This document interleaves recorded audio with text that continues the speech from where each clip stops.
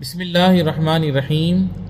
خاتم الانبیاء، حبیب کبریا، احمد مجتبی محمد مصطفیٰ صلی اللہ علیہ وآلہ وسلم کا ارشاد مبارک ہے۔ مسند احمد کی حدیث ہے۔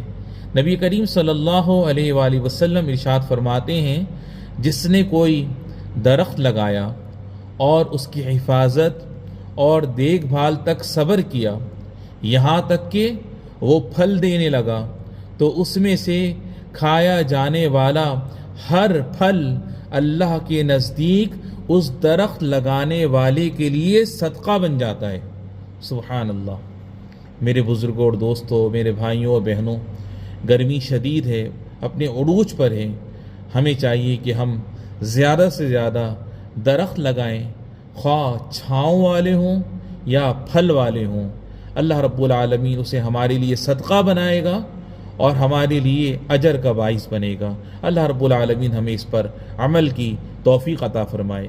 وآخر دعوانا ان الحمد للہ رب العالمین۔